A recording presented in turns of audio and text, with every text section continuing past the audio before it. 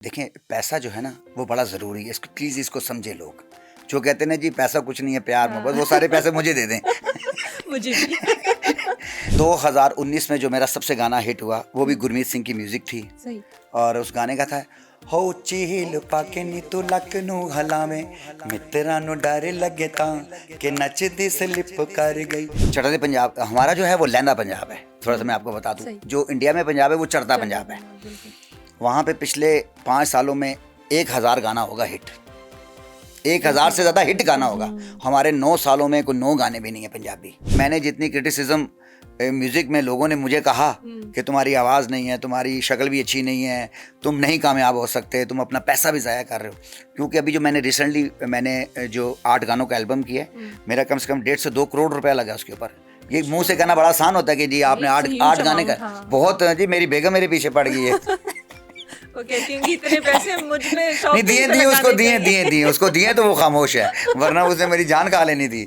میرا ایک گانا تھا وہ بھی پنجابی گانا تھا، اور وہ بہت ہٹ ہوا، بعد میں چڑھتے پنجاب نے اس کو کاپی کیا۔ وہ گانا تھا زہر وی چھوڑ آندا پی کے وکھاواں گے تیرے تو بغیر تینوں جی کے وکھاواں گے۔ دیکھیں میں ایئرپورٹ سے نکلا، میں سوٹ پہننے والا بنتا ہوں، تو میں جب انڈسٹری میں گیا تو انہوں نے مجھے دھوتی لاچا پہنا دیا۔ اب وہ میرے لیے بڑا مسئلہ تھا، لیکن مجھے انہوں نے کہا اپنے ڈانس پرفارمنس بھی کرنی ہے، ایسے نہیں ہے کہ خالی ہیرو ہے وہ آئے گا اس کے ہاتھ میں چھری ہوگی یا پستول ہوگی یا گنڈاسا ہوگا، ایسے کیسے ہو سکتا ہے؟ تو ہم پلے بیک کس کے لیے گائیں گے؟ ہمارے ہیرو کے پاس تو وہ گانا ہی نہیں گاتا، وہ تو اس نے کسی کو مارنا ہے، قتل کرنا ہے یا گولیاں چلانی ہے، ایسے تو نہیں ہو سکتا نا۔ السلام علیکم ایوری ون، دی سالٹ رینج پوڈ کاسٹ کی ایک نئی ایپیسوڈ کے ساتھ میں روشنا ضمیر امید کرتے ہیں کہ آپ سب بالکل ٹھیک ٹھاک خیر و عافیت سے ہوں گے۔ کہتے ہیں موسیقی روح کی غذا ہے، اور آج اسی ریکوائرمنٹ کو پورا کرنے کے لیے جو شخصیت ہمارے ساتھ موجود ہے ان کا تعارف کرواتی چلوں کہ تربیت یافتہ سنگر ہیں، بلکہ ان کی اسپیشلٹی یہ ہے یہ پنجابی سنگر ہے، اور اس کے ساتھ ساتھ ایک اور زبردست بات جو ان کو کمپلیمنٹ کرتی ہے وہ یہ ہے کہ ریسنٹلی ابھی یہ ایک پنجابی فلم میں، انڈین پنجابی فلم میں as a play back singer کام بھی کر چکے ہیں۔ بہت سارا ان کا کام ہے، پچھلے 6 سال سے یہ سنگنگ کر رہے ہیں۔ کس طرح سے سنگنگ کی طرف آئے اور کیسے جو ہے وہ انہوں نے سنگنگ شروع کی، کتنے گانے گا چکے ہیں، کتنی البمز آ چکی ہیں ان کی، اور سنگنگ کتنا مشکل ہے، کتنا آسان کام ہے، اس کے اوپر بات کرتے ہیں آج ان سے۔ لیکن سب سے پہلے سر بہت شکریہ، نصیر احمد خواجہ صاحب ہمارے ساتھ موجود ہیں۔ سر کیسے مزاج ہیں آپ؟ بالکل ٹھیک ٹھاک، وعلیکم السلام۔ بتائیے گا کیسے سنگنگ کی طرف سے آئے؟ روایتی سا سوال ہے لیکن شروعات یہیں سے کریں گے۔ سنگنگ میں نے اپنے اسکول کالج کے ٹائم سیکھی ہوئی تھی، لیکن گھر والوں نے کرنے نہیں دی، نہ میری بہنوں نے کرنے دی، نہ امی نے کرنے دی، نہ ابو نے، نہ میرے استادوں نے کرنے دی۔ انہوں نے کہا سیکھو، پھر جا کے کوئی کام کرو، خوب پیسہ کماؤ، اور پھر اچھی میوزک کرو، اچھا میوزک کرو۔ پھر اس کے ساتھ میں اسلام آباد ایئرپورٹ پہ چلا گیا، میری لاجسٹک فرم ہے، کسٹم کلیئرنس کا بھی ہم کام کرتے ہیں، تو بس پھر وہاں پہ اچھا پیسہ کمایا، اور اس کے بعد پھر میں میوزک میں تقریباً 6 سال پہلے، کووڈ سے پہلے میں نے میوزک سٹارٹ کیا۔ اس ٹائم میں نے ایک البم کیا، اور بڑا اچھا اس کا فیڈ بیک جب آیا، کیونکہ اس البم کے اندر ہم نے اپنے گانے کیے، ہم نے کوئی کور سانگ نہیں گایا۔ میں نے آج تک کوئی کور سانگ نہیں گایا، میرے کم سے کم 60 سے 70 گانے آفیشلی میرے جو میرے ود ویڈیوز وہ میرے ریلیز ہیں۔ تو اس کا جب امپیکٹ اچھا آیا تو پھر میں نے کہا اس کا اسکیل بڑھایا جائے۔ تو پھر میں نے پاکستان سے باہر چڑھتے پنجاب میں میرے گرمیت سنگھ جن کا لانگ لاچی بہت ہٹ ہوا تھا گانا، تو ان کے ساتھ پھر میں نے کام سٹارٹ کیا۔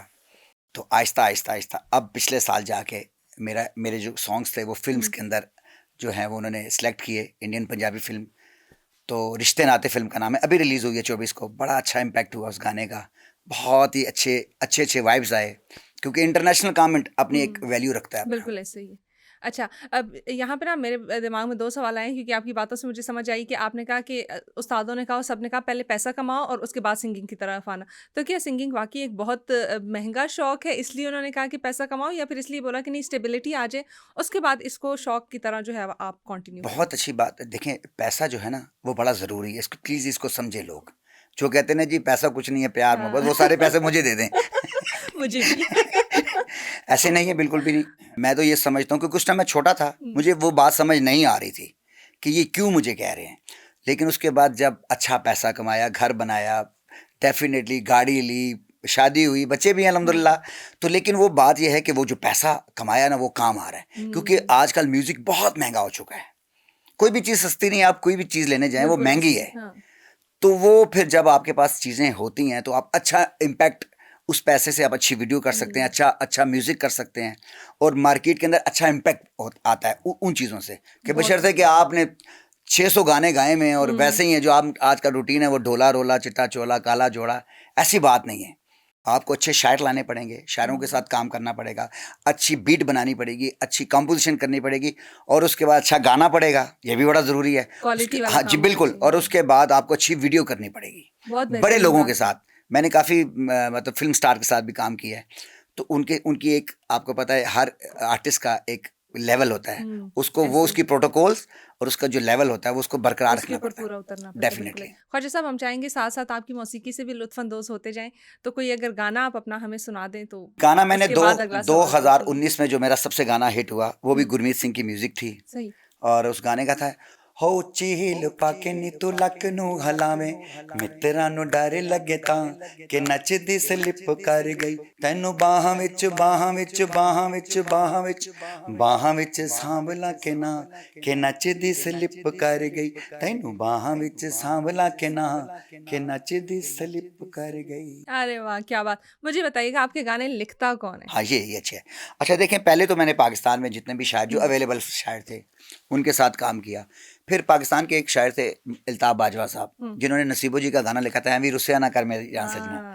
ان سے جب میں نے گانا لکھوایا, میرا گانا تھا اگ برفا نے لائی ہے, اس کی میوزک ابھی ریسنٹلی ہمارے ایک میوزک ڈائریکٹر ذوالفقار اترے صاحب, جن کی چوڑیاں فلم, ذل شاہ فلم اور مجاجن فلم میں بہت بڑے میوزک ڈائریکٹر تھے, انہوں نے وہ گانا میرا کمپوز کیا. میں نے اور نصیبو نے گانا گایا, وہ نصیبو جی کے ساتھ میں نے ڈویٹ کیا. پھر اس کے ساتھ کیونکہ لفظ تھے اگ برفا نے لائی ہے, پھر ہم کاغان ناران گئے, مالم جبا گئے برفوں کے اندر, وہاں پہ جا کے شوٹنگ کی. میرا تو ٹھیک تھا, بیچاری وہ جو میرے ساتھ لڑکی تھی اس نے وہ سلیو لیس پہنے ہوئے تھے سردی کے اندر برف کے اندر, تو وہ بیچاری بیمار ہو گئی ہے. بہت مشکل کام ہے. دیکھیں نا, جب آپ کسی چیز کو اچھے طریقے سے کریں گے, جیسے میں نے آپ کو بتایا کہ پیسہ کمانا بہت اچھی بات ہے, تو وہ لگانا بھی بڑی اچھی بات ہے. جب آپ کمائیں اور لگائیں صحیح جگہ پہ لگائیں, صحیح جگہ پہ, تو وہ گانا میرا اتنا زیادہ ہٹ ہوا. پھر وہ انڈیا میں بھی بہت زیادہ وہ ہٹ ہوا, چڑھتے پنجاب میں انہوں نے بہت پسند کیا. اس کی وجہ سے پھر مجھے فلم کے گانے بھی ملے. اس فلم میں بیسکلی میں نے 2 گانے گائے تھے. چلیں ہم چاہتے ہیں کہ اس کے 2 بول بھی آپ ہمیں سنا دیں تاکہ وہ ڈیمانڈ پوری ہو جائے. ہاں, تو جو چڑھتے پنجاب میں نے ابھی جو میرا فلم میں گانا رشتے ناتے وہ ہے ہائی ڈفرنٹ لک نی تیرا ریڈی کردا پارلر کیڑا پالے لہنگا بوٹیاں والا شیشے نو بھی ذرا وخالا ہائی کم کے نی ہائی دل ہار گیا نی میں تیرے ٹھم کے تینی ہائی دل ہار گیا نی میں تیرے ٹھم کے تینی. ارے واہ زبردست. اچھا مجھے بتائیں کس قسم کے گانے گاتے ہیں؟ کچھ لوگ ہوتے ہیں ان کو بس غزلیں گانا پسند ہوتا ہے, کسی کو مطلب کچھ فاسٹ گانے ہوتے ہیں. کس ٹائپ کے گانے آپ گانا پسند کرتے ہیں, یا آپ کہتے ہیں کہ نہیں مکس ہونا چاہیے سب کچھ؟ اچھا دیکھیں, آرٹسٹ جو ہے نا, میں تو یہ سمجھتا ہوں کہ آرٹسٹ ورسٹائل ہونا چاہیے. اگر وہ سنگر ہے, پراپر سنگر ہے اور سیکھا ہوا سنگر ہے. ایک تو ہمارے یہاں حادثاتی سنگر بھی بہت ہیں نا, ایکسیڈنٹل جو جس کو دیکھا جی وہ میں آ گیا. کیونکہ آج کل تھوڑی سی موسیقی اس لیے تھوڑی سی آسان ہو گئی کیونکہ آواز میلوڈائن ہو جاتی ہے. آواز میں اب آپ اچھے جو ہیں وہ اگر آپ کے پاس سافٹ ویئر اچھے ہیں تو آوازیں اچھی ہو جاتی ہیں, آپ آرام سے گا سکتے ہیں, لائن ٹو لائن گا سکتے ہیں. مطلب یہ سہولت ہے. اس سے پہلے اگر آپ 90s یا 70s میں جاتے ہیں تو سب کچھ لائیو ہوتا تھا, میوزیشنز بھی ساتھ بیٹھے ہوتے تھے, بڑے میوزیشنز بیٹھے تھے. پھر آپ کے پاس جو آپ کا مائک ہوتا تھا اس کے اندر اگر آپ غلط ہیں تو سارے غلط ہو گئے, اگر اس میں سے کوئی غلط ہے تو آپ بھی غلط ہو گئے. اور بڑی ریہرسل کرنی پڑتی ہے. ڈیفینیٹلی ریہرسل تو بہت بڑے اسکیل پہ کرنی پڑتی تھی. تو آج کل جو ہے میوزک جو ہے تھوڑا سا تو ہر بندہ آ گیا ہے, ٹھیک ہے, لیکن میں یہ سمجھتا ہوں کہ جن لوگوں نے سیکھا ہے, جب ان کا آپ گانا سنیں گے تو آپ کو مزہ آئے گا کہ یہ سیکھا ہوا گانا ہے.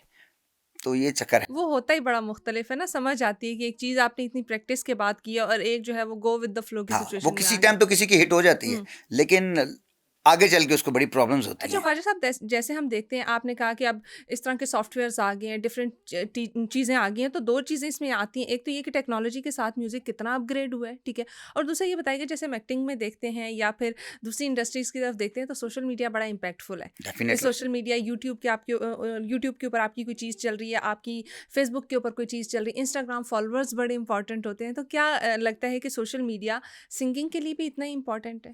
دیکھیں جی, میں یہ سمجھتا ہوں کہ کوئی بھی چیز ہے جو سوشل میڈیا سے کنیکٹ کرتی ہے وہ بڑا امپیکٹ کریٹ کرتی ہے. اور جیسے دنیا چینج ہوئی ہے اسی طرح آپ دیکھیں، جیسے میں آج ہم بیٹھے ہیں آمنے سامنے، اس سے پہلے یہ کوئی رواج تھا ہی نہیں، بالکل نہیں تھا، آج پوڈ کاسٹ کا کانسیپٹ کوئی کانسیپٹ نہیں تھا، یہ ریڈیو کا کانسیپٹ تھا، اور مجھے الحمدللہ موڈیفائی ہم موڈیفائی ہوا، اور بڑی اچھی بات ہے ریڈیو پہ کہ جب ہم کرتے تھے ہماری تصویر تو آ نہیں رہی ہوتی تھی، چاہے ہم جتنا مرضی بولتے رہے میں فلاں ہوں میں فلاں ہوں، لیکن وہ وہی نا، نام سے اور آواز سے ہمیں وہ لوگ یاد رہتے تھے، لیکن کبھی شکلوں سے نہیں یاد رہتے تھے، تو اس کے لیے یہ بہت فائدہ ہوا ہے، ٹیکنالوجی ہے. اسی طرح انسٹاگرام اور یوٹیوب اور ٹک ٹاک جو ہیں وہ آپ کے سانگس کو آگے لے کے چلتے ہیں، اور اچھی بات ہے، چھوٹے فارمیٹ کے اندر ایک بڑا دھماکہ ہے. ایسے ہی. اچھا، میں دیکھتی ہوں جو بھی نیا سانگ آتا ہے تو ٹک ٹاک کے اوپر بڑا فیمس ہو جاتا ہے. کوئی آپ کا ایسا سانگ ہو جو ٹک ٹاک کے اوپر بڑا ٹرینڈنگ؟ سارے ہوئے ابھی جو لاسٹ جو کیا ہے ٹھمکا، وہ تو بہت گیا ہے. تو ڈیفینیٹلی اصل میں لوگ اب تھوڑے سے یہ ہے کہ پوری دنیا میں اس کی جب یوٹیوب کی ریسرچ بھی ہوئی تو اس پہ میں یہ دیکھا گیا جو 3 منٹ کا کانٹینٹ تھا نا وہ زیادہ ہٹ ہوا، چھوٹا کانٹینٹ، ورنہ تو گانے جو ہیں 6 8 منٹ کے بھی ہوتے ہیں، اتنے تو ٹائم ہی نہیں ہوتا بندے کے پاس. تو وہ چھوٹے کانٹینٹ کے اوپر آج کل لوگ آگے ہیں، اور ویسے بھی یوٹیوب کے اوپر 3 سوا 3 منٹس کا جو گانا ہوتا ہے وہ زیادہ ٹرینڈ میں جاتا ہے. اچھا، مجھے لگتا ہے ہماری زندگی بھی جیسے وہ 2x اور 3x آ گیا نا، تو ہماری زندگی بھی اس طرح سے فاسٹ فارورڈ ہو گئی، اور ہم کہتے ہیں کہ بس جلدی جلدی ایک چیز گزرے. وہ صبر والا کانسیپٹ جو ہے وہ ہمیں ختم ہو گیا، تو اس لیے ہم چھوٹے گانے زیادہ پریفر کرتے ہیں. اصل میں آپ کو یہ بتا رہا تھا کہ جیسے جیسے دنیا جو ہے نا وہ جلدی جلدی دیکھنے کے چکروں میں ان کے اندر وہ چیز رہی نہیں. پیشن دیکھیں، فیشن زیادہ ہو گیا ہے، پیشن نہیں ہو رہا. ایسے ہی مطلب ہر بندے کو دیکھیں وہ اچھا دکھنا چاہ رہا ہے، ہر وہ کہتا ہے جو دکھتا ہے وہ بکتا ہے. نہیں، وہ بکے تو ٹھیک، لیکن اس کے اندر کوئی چیز ہو بکنے والی جو بکے نا. خالی کسی نے اچھے کپڑے پہن لیے، اچھا میک اوور تو آپ کسی کو بھی کریں گے تو وہ ہو جائے گا، اس میں تو کوئی بری بات نہیں. اچھے کپڑے کوئی بھی پہنے گا وہ اچھا لگے گا، لیکن جو آپ کا کانٹینٹ ہے وہ کیا ہے، آپ کس چیز سے جیسے آپ کر رہی ہیں، آپ تو یہ اچھا کر رہی ہیں، آپ اچھا بول رہی ہیں، اچھی دکھ رہی ہیں، تو یہ اچھا ہے آپ کا کانٹینٹ. اگر آپ اچھا تیار ہو کے، میں اچھا تیار ہو کے مجھ سے بولا ہی نہ جائے، میں آپ کے سوال کا جواب ہی نہ دوں، تو میرے خیال سے وہ ایسے ہو نہیں سکتا. بالکل ایسے. مجھے لگتا ہے آپ کا ٹیلنٹ اور آپ کا کانٹینٹ جو ہے نا وہ بیسک چیز ہے، باقی چیزیں اس کو کمپلیمنٹ کرتی ہیں، اس کا ساتھ دینے کی. پوری دنیا میں آپ کی جو شکل ہے نا وہ میٹر نہیں کرتی. آپ گولے ہیں، کارے ہیں، گلابی ہیں، ہرے ہیں، یہ میٹر نہیں. آپ کتنے ٹیلنٹڈ ہیں یہ میٹر کرتا ہے. آپ اب دنیا میں دیکھیں کتنے کالے لوگ ہیں جن کو دیکھنا لوگ پسند بھی نہیں کرتے، ان کی آپ ایکٹنگ دیکھیں ذرا، بالی ووڈ میں دیکھیں، آپ انڈین کسی فلمز کے اندر دیکھیں، تامل فلمیں دیکھ لیں، ان کی ہیرو دیکھیں، بندہ کہ یار ہم تو اس کو ان کے ساتھ سلام بھی نہ کریں، لیکن ان کا ٹیلنٹ دیکھیں آپ. پھر ان کی پریکٹس دیکھیں، ان کی ڈیڈیکیشن دیکھیں، آپس میں وہ کس طرح ان کی کنسنٹریشن دیکھیں، ان کا کانفیڈنس لیول دیکھیں آپ. تو یہ چیزیں بڑی ضروری ہوتی ہیں میرے خیال سے. جو لوگ کہتے ہیں جی میں بڑا خوبصورت ہوں، میں کپڑے بڑے اچھے پہنتا ہوں، یہ اچھی بات ہے، خوبصورت ہے، یہ اچھی بات ہے، لیکن آپ کتنے ٹیلنٹڈ ہیں یہ بڑا میٹر ہے. یہ زیادہ اچھی بات یہ ہے. آپ اگر ٹیلنٹڈ ہے نا تو وہ آپ کا فیس کیسا یہ میٹر نہیں کرے گا. بالکل ایسے ہی. اچھا، مجھے بتائیے گا کن کن ایکٹرز کے ساتھ کام کیا، کن کن ماڈلز کے ساتھ کام کیا؟ میں نے ماشاءاللہ بہت بڑے ویڈیوز کیے ہیں. میں نے سب سے پہلے جی علی کے ساتھ کام کیا، ہماری پاکستان کی بڑی فیمس، بڑا نام، بڑی فلمیں کی. پھر میں نے زارا شیخ کے ساتھ کیا، ان کی بھی بڑی 100 سے زیادہ فلمیں ہیں. میں نے اسٹیج میں خوشبو خان کے ساتھ کام کیا، اور ماہی شاہی کے ساتھ میں نے بڑا اچھا گانا کیا. ابھی ریسنٹلی میں نے کافی بڑی ایکٹرس کے ساتھ کام کیا جو میری آنے والی ہیں. ابھی ایک دیدار ملتانی ہیں، انہوں نے میرے ساتھ ایک جٹ اینڈ جٹی کا ایک ہم نے کانسیپٹ بنایا تھا، جس کے اندر میں جٹ تھا اور وہ جٹی تھی. اور انشاءاللہ وہ گانا جب ریلیز ہوگا تو آپ لگے گا کہ کوئی جٹ کھڑا اور کوئی جٹی کھڑی. دیکھیں جو چیز آپ بنا رہے ہیں اس کے اندر آپ کا امپیکٹ بھی وہی آنا چاہیے. وہی وارڈروب پہنے ہیں، وہی پگڑی پہنی ہے، وہی بڑے بڑے وہ کیا نام ہے کرتے پہنے ہیں، دھوتی پہنی ہے. اور لڑکی نے بھی ویسے ہی وہ پراندہ، بڑا پراندہ رکھا ہے. کپڑے وہ جو ہیں ہمارے جو ٹریڈیشنلی ہمارا پنجاب کا جو ڈریسز ہیں وہ ہم نے پہنے ہیں. تو بڑا اچھا امپیکٹ. ہمارے نا کلچرز ویسے ہی بڑے خوبصورت ہے. پاکستانی کلچرز میں کہوں کہ آپ دیکھیں پنجاب کا کلچر ہے تو وہ اپنی جگہ پہ بڑا خوبصورت ہے، خیبر پختونخوا کا ہے تو اپنی جگہ، بلوچستان کا اپنی جگہ، اور سندھ کا اپنی جگہ. تو یہ کلچرز تو بڑے خوبصورت ہیں. لیکن اس کے ساتھ جو میرا آپ سے ایک سوال ہے وہ یہ ہے کہ جو پنجابی انڈسٹری ہے وہ بڑی لمیٹیڈ سی مجھے لگتی ہے. میں کہتی ہوں کسی بھی لینگویج پہ آپ اسپیسیفکلی جاتے ہیں تو آپ بڑے لمیٹیڈ ہو جاتے ہیں. کیوں آپ نے صرف پنجابی سانگس کو ہی پریفرنس دی، یا یہ مائنڈ میں تھا کہ نہیں مجھے اپنی لینگویج کو پروموٹ کرنا ہے تو مجھے پنجابی پہ فوکس کرنا چاہیے؟ ابھی میں آپ سے دیکھیں، پاکستان میں 9 کروڑ پنجابی ہیں، 9 کروڑ، اور پاکستان میں پچھلے 5 سال میں 9 گانے بھی پنجابی نہیں ہیں. آپ ریسرچ کر لیں. ہم اور اس کے برعکس چڑھتے پنجاب ہمارا جو ہے وہ لہندا پنجاب ہے. تھوڑا سا میں آپ کو بتا دوں، جو انڈیا میں پنجاب ہے وہ چڑھتا پنجاب ہے. وہاں پہ پچھلے 5 سالوں میں 1000 گانا ہوگا ہٹ. 1000 سے زیادہ ہٹ گانا ہوگا. ہمارے 9 سالوں میں کوئی 9 گانے بھی نہیں ہیں پنجابی. تو میں نے پھر یہی کہا کہ میں پنجابی کے اوپر کام کروں, اور میرے پنجابی گانے ہٹ ہوئے, ہٹ نہیں ہوئے, سپر ہٹ ہوئے. تو جو اس کے اندر ویکم تھا نا, وہ میں نے پوری کرنے کی کوشش کی ہے, کیونکہ ہمارے ہاں مسئلہ یہ ہو گیا ہے کہ جتنے سنگر ہیں وہ سارے سرائکی سنگر بن گئے ہیں, ان میں سے جو بچے ہیں سارے قوال بن گئے ہیں. پلے بیک سنگنگ کی طرف تو کوئی آیا ہی نہیں. تو جب آپ کسی طرف جائیں گے نہیں تو وہ تو خلا رہے گا. تو میں نے کہا یہ تھوڑا سا ہے میرے لیے گیپ ہے, میں اس کو فل فور کرتا ہوں. تو وہ اللہ نے مجھے کامیاب کیا. ابھی کہ میں نے جتنی کرٹیسزم میوزک میں لوگوں نے مجھے کہا کہ تمہاری آواز نہیں ہے, تمہاری شکل بھی اچھی نہیں ہے, تم نہیں کامیاب ہو سکتے, تم اپنا پیسہ بھی ضائع کر رہے ہو. کیونکہ ابھی جو میں نے ریسنٹلی میں نے جو 8 گانوں کا البم کیا ہے, میرا کم سے کم 1.5 سے 2 کروڑ روپیہ لگا اس کے اوپر. یہ منہ سے کہنا بڑا آسان ہوتا ہے کہ جی آپ نے 8 گانے کا, بہت جی میری بیگم میرے پیچھے پڑ گئی ہے. وہ کہتی ہوں کہ اتنے پیسے مجھ پہ نہیں دیے اس کو دیے تو وہ خاموش ہے, ورنہ اس نے میری جان کھا لینی تھی. چلے یہ اچھی بات ہے, ان کی سپورٹ مل رہی. سپورٹ بہت کو گانے سناتے ہیں؟ ہاں جی وہ سنتی ہے, لیکن آنکھیں بند کر کے.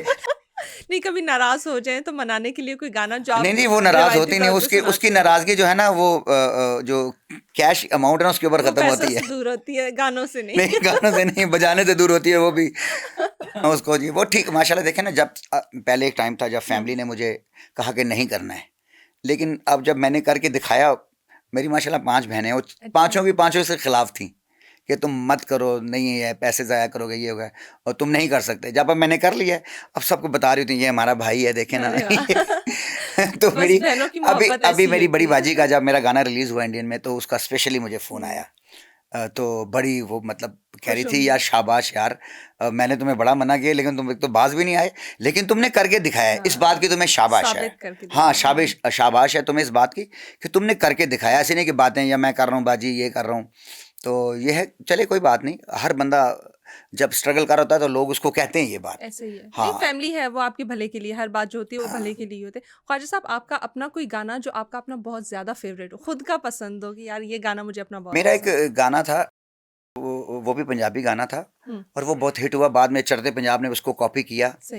وہ گانا تھا زہر بھی چھوڑے آندا پی کے وکھاواں گے, تیرے تو بغیر تینوں جی کے وکھاواں گے, او پھٹ جڑے لائے نے او سی کے وکھاواں گے, تیرے تو بغیر تینوں جی کے وکھاواں گے.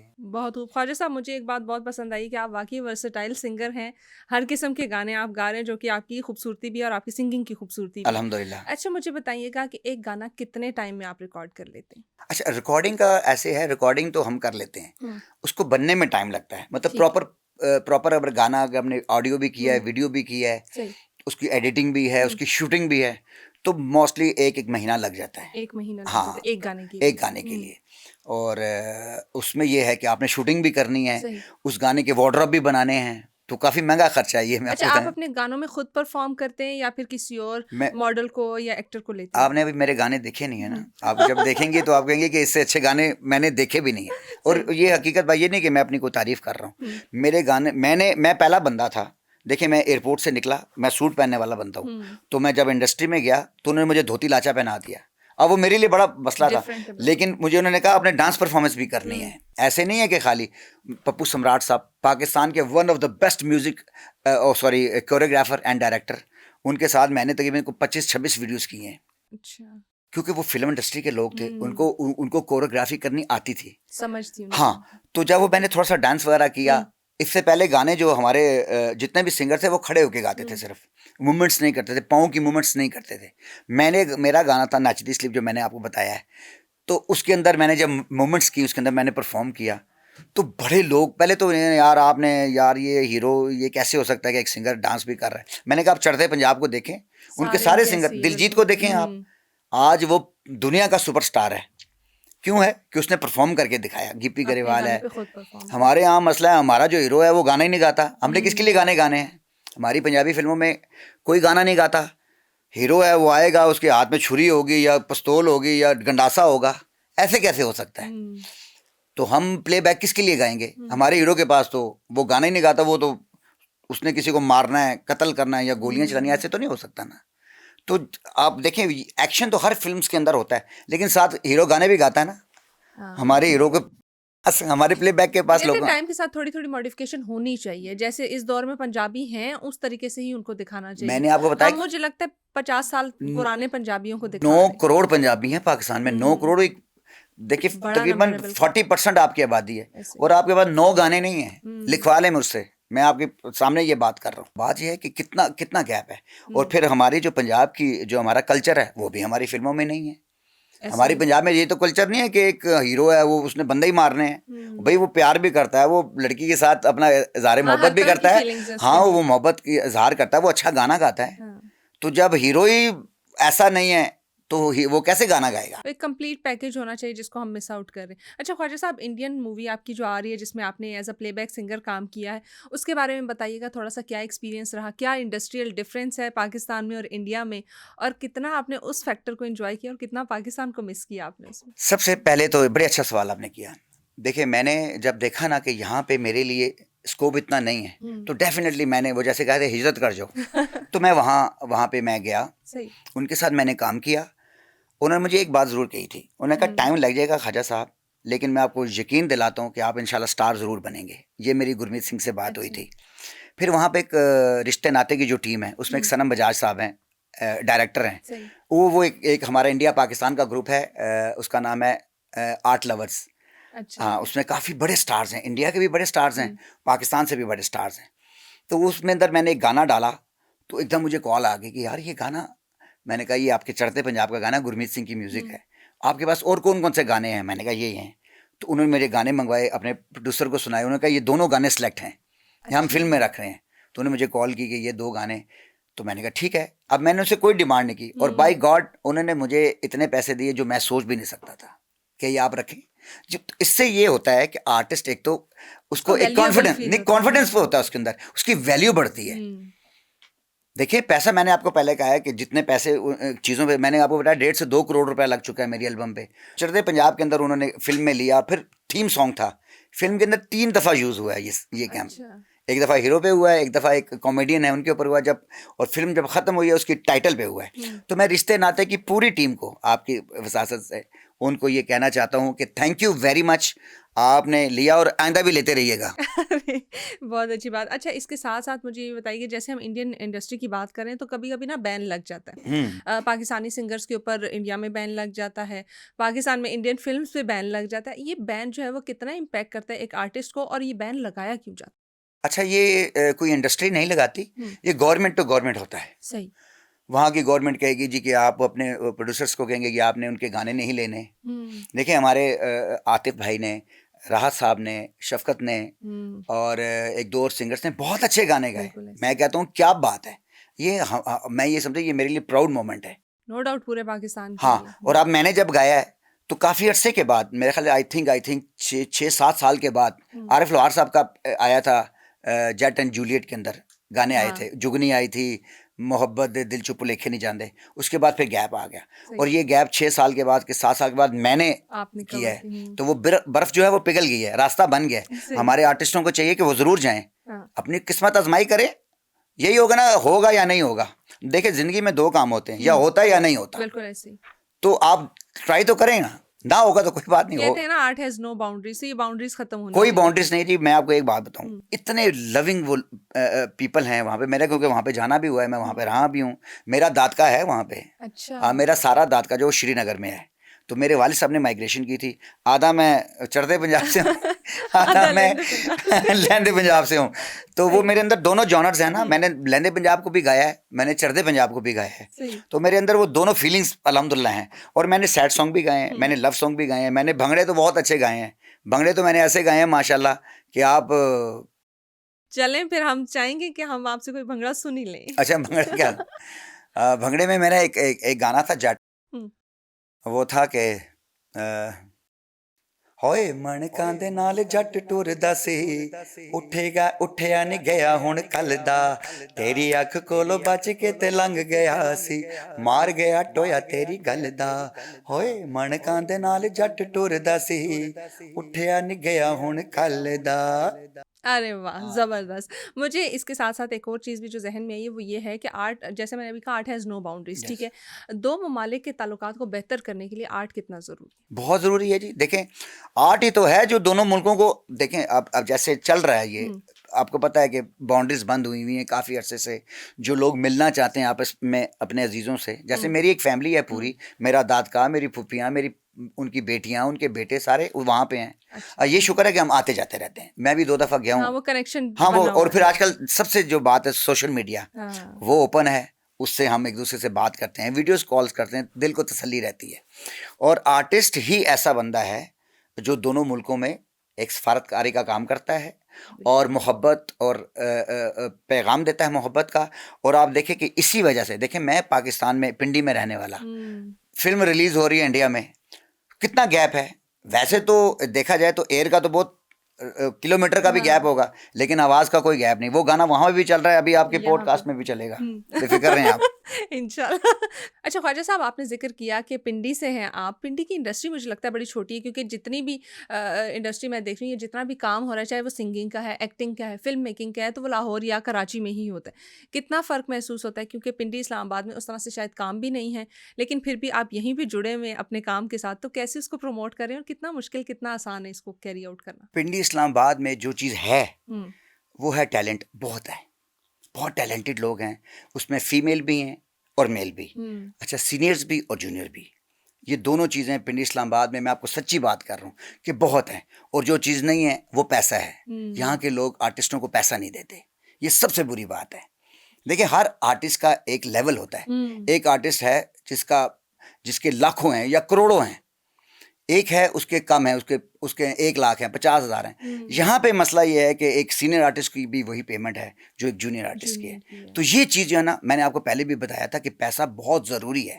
جب ایک انسان گھر سے نکلتا ہے نا, اپنا شوٹنگ کے لیے نکل رہا ہے, وہ چاہے وہ ایکٹنگ کر رہا ہے, سنگنگ کر رہا ہے, وہ کچھ بھی رائٹر ہے, وہ لیریسسٹ ہے, جو بھی ہے, اس کا جو مقام ہے وہ اس کے پیسے سے ہی پتہ چلتا ہے کہ وہ کتنا پیسہ لے رہا ہے اور اس کا مقام کیا ہے. ہمارے ہاں پنڈی اسلام آباد میں یہ ہے, دوستی یاری میں, یار آ جائیں پلیز. مجھے بھی ایسے کالز کرتے رہتے ہیں کہ آ جائیں یار. اب میں آپ کو بتاؤں, گھر سے اب جب تیار ہوتا ہے نا کسی شو کے لیے, تو آپ یقین کریں 30-40 ہزار روپے کے تو بندہ کپڑے پہنتا ہے, اور جو آپ نے کپڑے پہن لیے وہ دوبارہ آپ نہیں پہن سکتے. اس بات پہ تو بیگم سے لڑائی ہو جاتی ہے. الماریاں بھر چکی ہیں ساری, شوز اتنے زیادہ ہیں, کپڑے. تو کیا کریں, آرٹسٹ جو ہے وہ اس نے کپڑے تو پہننے ہیں, اس نے اچھا دکھنا ہے اور پھر اچھا بکنا ہے. تو میں یہ کہتا ہوں کہ پنجاب جو اپنی پنڈی اسلام آباد کی جو انڈسٹری ہے, میں یہ کہنا چاہتا ہوں کہ آرٹسٹوں کو سمجھیں اور پروڈکٹ اچھے بنائیں. یہاں پروڈکٹ بھی اچھی نہیں بن رہی, ایک ہی لیول کا کام ہو رہا ہے یہاں پہ. ابھی میں نے جیسے آپ کو بتایا, جیسے یہ بھی پنجاب میں ہی آتا ہے نا, اور ہمارا پٹھوار کا جو علاقہ ہے, پٹھوار کے علاقے میں پٹھواری پہ کام ہی نہیں ہوا. پٹھوار کے اوپر اتنے اچھے آرٹسٹ ہیں, پٹھوار کے ریجن کے, بالکل اتنے اچھے ریجن کے آرٹسٹ ہیں, لیکن وہ ان کو نہ وہ پیسہ ملا اور نہ وہ ان کو وہ آرٹسٹ ہونے کا مقام ملا, جو کہ لاہور میں بھی اور کراچی میں تو بہت زیادہ ہے. وہاں پہ تو انڈسٹری پوری ہے, لاہور میں بھی بہت ہے. یہاں پہ صرف مسئلہ یہ ہے کہ پنڈی اسلام آباد میں جو پیمنٹس کے مسائل ہیں لوگوں کے, میں نے پہلے آپ کو بتایا کہ بڑا ضروری ہے ایک آرٹسٹ کے لیے, جو پیسہ ہے وہ بھی بڑا ضروری ہے. ایسے ہی کہ وہ گھر وہ نا اس کے لیے ایک اپریسیشن ہوتی ہے کہ اس کے کام کی قدر ہو رہی ہے, اس لیے اس کو پیسہ مل رہا ہے, اور وہ پیسہ لے گا تو ہی وہ آگے اپنے اوپر انویسٹ کرے گا, اپنے کام کے اوپر انویسٹ کرے گا, اور اس کا کام بڑھتا جائے گا. اس کی ایکٹنگ میں, سنگنگ میں فرق بھی آپ دیکھیں گے, کتنا اچھا فرق آئے گا. وہ اچھا دکھے گا, اچھا لوگ اس کو پسند کریں گے. تو یہ بڑا ضروری ہے. چھوٹی سی مثال ہے, دیکھیں ہمارے گھر میں ایک چھوٹا بچہ ہوتا ہے نا, اس کو ہم دکان پہ بھیجتے ہیں کہ جاؤ یہ چیزیں لے کے آؤ, تو بڑا منہ بنا کے جاتا ہے کہ کیوں میں جاؤں گا. لیکن اگر آپ اس کو ساتھ نا 15-20 روپے دے دینا کہ جاؤ اس کی اپنے لیے بھی چیز لینا, بڑا خوشی ہم بھی جاتے رہے, ایسے ہی جاتے رہے. ہمیں خیر ہمارے ٹائم میں اتنا پیسہ ہی نہیں تھا. یہ تو آج کل کا تو بچے 1500 روپے تو خالی دیکھتے بھی نہیں ہیں جی, 1500 کی بات کریں آج کل. چلے وہ اپریسیشن ہے اور وہ ہونی چاہیے. بالکل آپ کی بات بالکل درست ہے. نصیر صاحب, پوڈ کاسٹ کی جو ہے نا باتیں ہمارے پاس بہت ساری تھی, لیکن وقت جو ہے وہ کم ہے, تو اس لیے میں چاہوں گی کہ اس کو اختتام کی طرف لے کے جایا جائے. لیکن اختتام ہوگا آپ کے ایک خوبصورت سے گانے کی اس سے, لیکن اس سے پہلے میں اپنے ویور سے اجازت لے لوں. آخر میں آپ کا گانا ہوگا تاکہ ہم کلوزنگ اسی کے ساتھ کریں.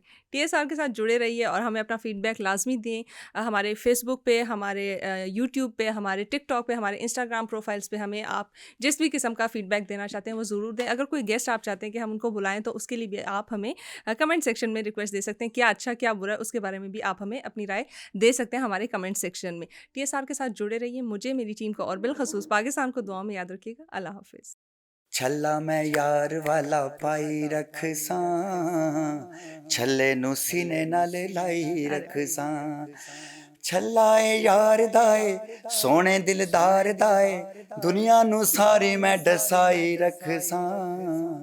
چھلا میں یار والا پائی رکھ ساں, چھلے نو سینے نال لائی رکھ ساں. زبردست.